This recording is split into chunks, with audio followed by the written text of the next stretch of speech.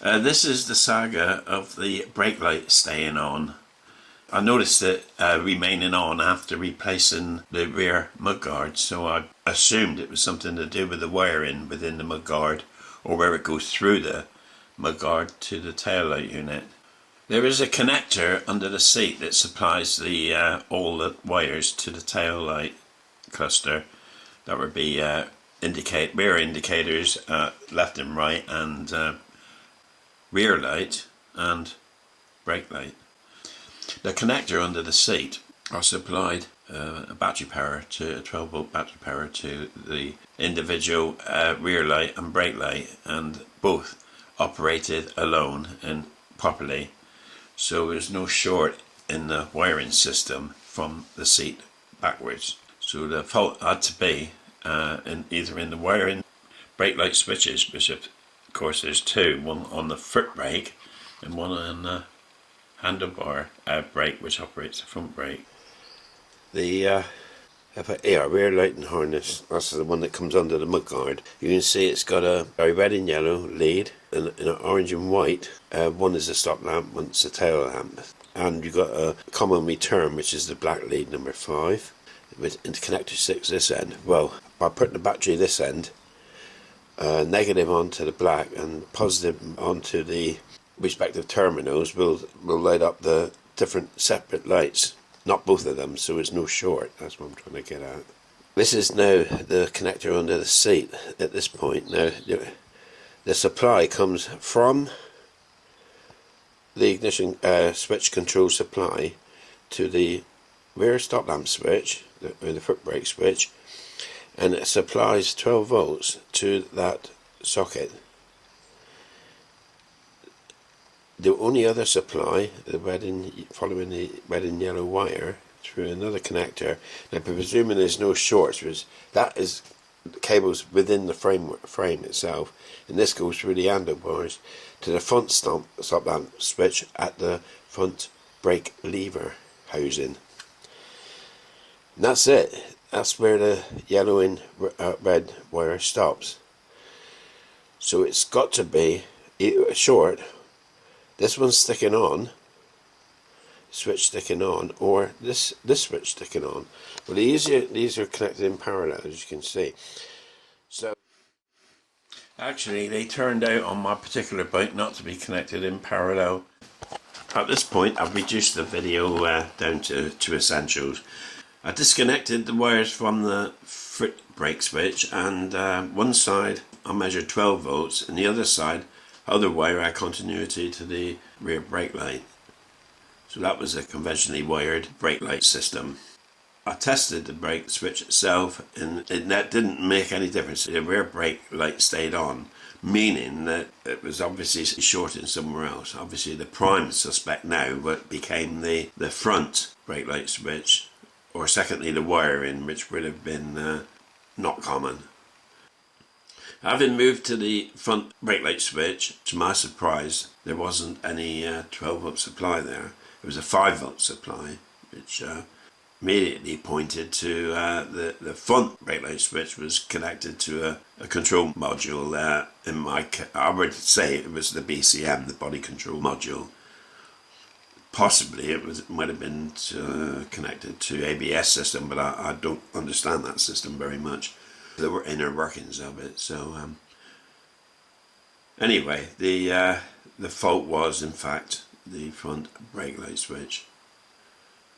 But I've drawn up a little diagram to try to explain the layout of the system on the 2011 Dyna, in the fact that it was different in the all the wiring diagrams I had for earlier and later models. This 5 volt supply explains all. Obviously it's not the battery supply. The switches weren't in parallel at all. The 5 volt supply would be coming from the BCM, the body control module, where you have a pull-up resistor for the input at 5 volts, so it will float high.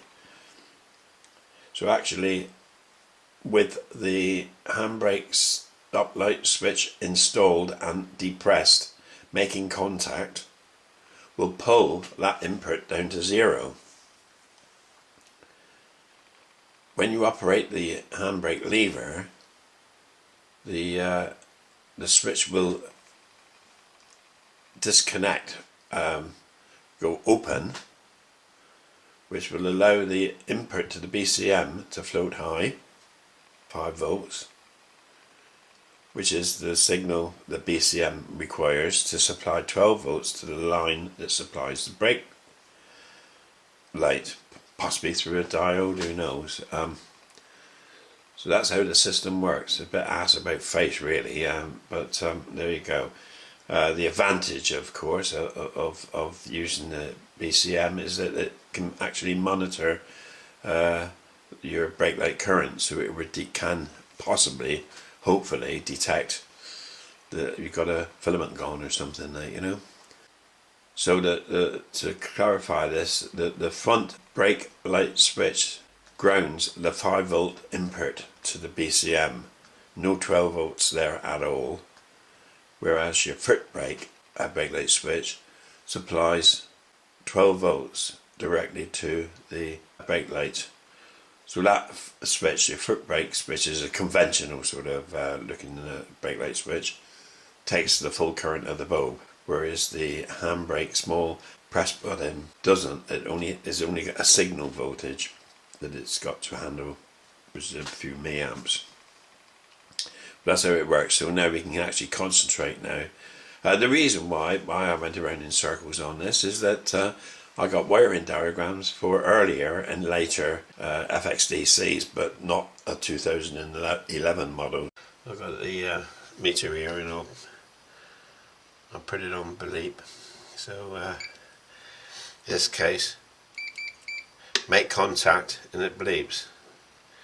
So I'll put those connections on.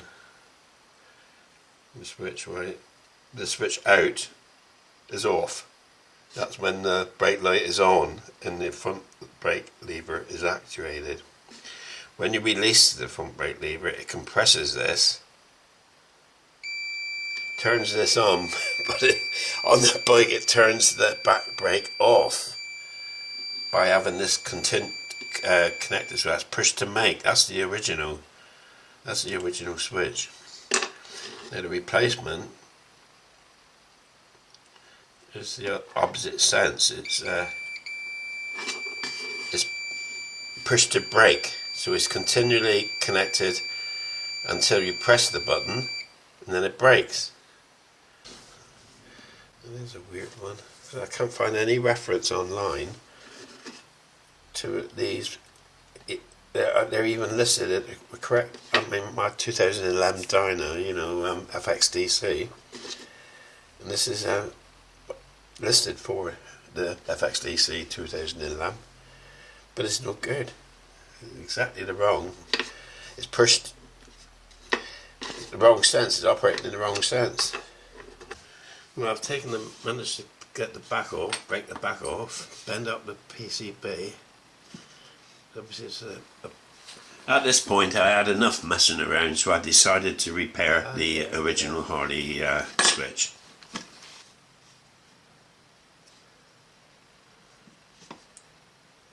Little insert.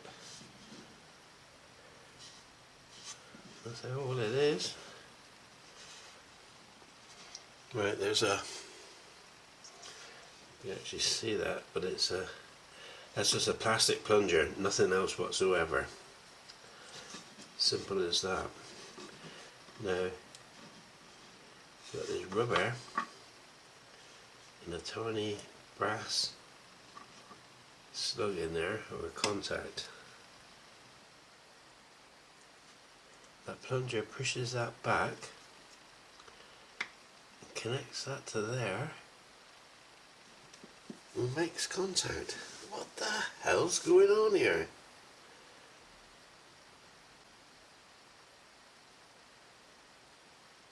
Right, I've connected up the meter for beeping action on ohms.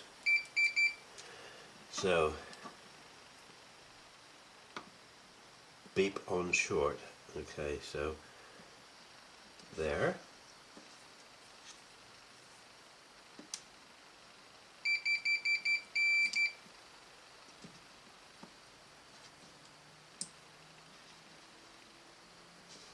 There. Short it beeps, yes. That's quite right.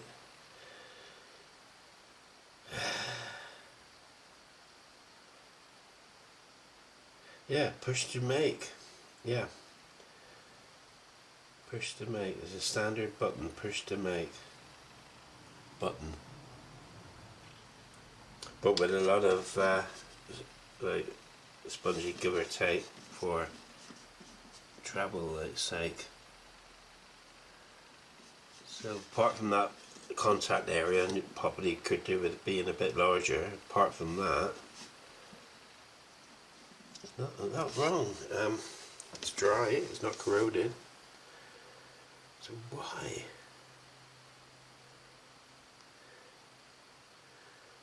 On the replacements they got it the wrong way around. There's definitely a press to make switch. I've looked at the contacts with a magnifying glass, and there's tiny marks there, very good condition, but there are some tiny marks there, so I'm going to clean and polish the contact area on the little disc here and on the PCB here, and try to reassemble it. It'd be nice to have longer wires here to get it away from where the bracket is. So this PCB is only held in by some like epoxy or something. You can see the solder joints, the PCB to the wire there, so there's nothing inside here of any importance. So I'm going to try see if I can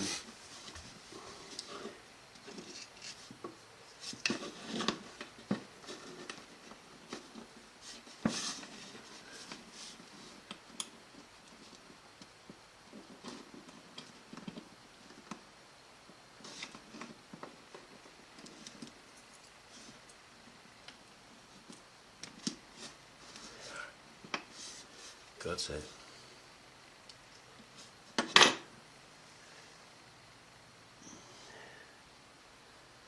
Right. Might be able to see. A bit broken there, but I expect it will glue up fairly well.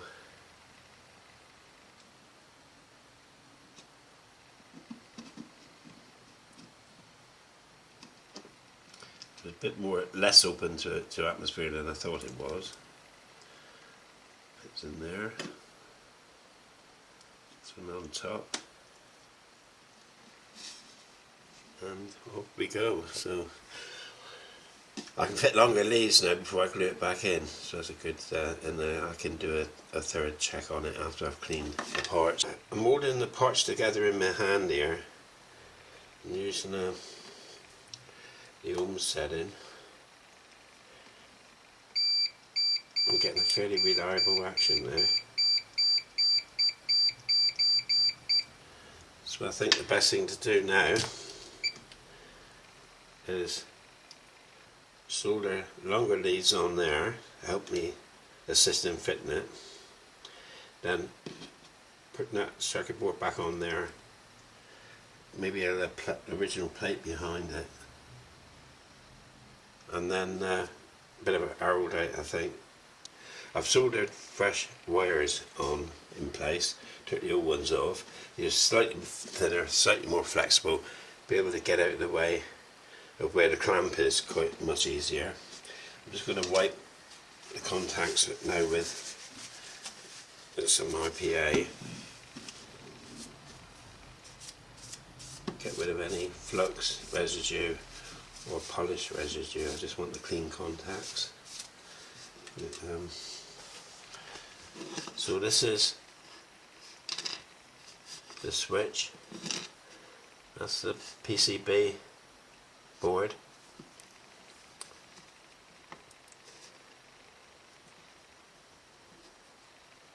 That's the original back cover that flew off, which will actually, at least one side, will clip back into its original holes and hold that in place.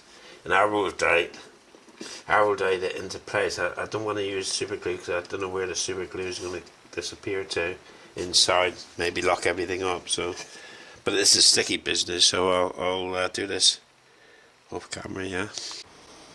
This is the switch. I've held it in a little clamp while the araldite sets.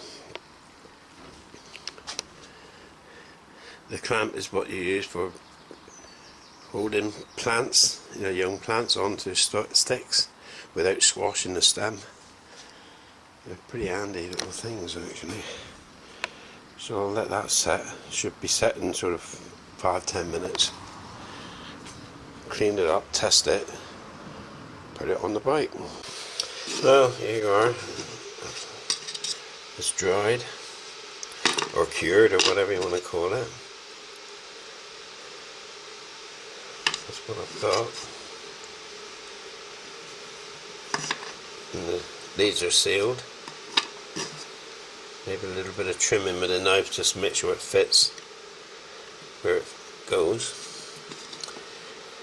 in the recess that it goes in. But we can do a little test now. Here it is. I don't know if you can read the open circuit.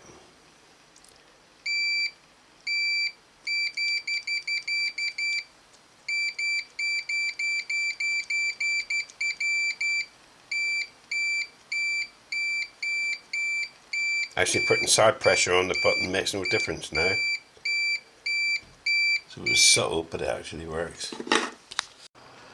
Alright, to conclude it, that this is the result. The switch is back in and everything is working fine. Naturally, this was, to be honest, this was, I videoed this a year ago, so a year on, and it's still working fine.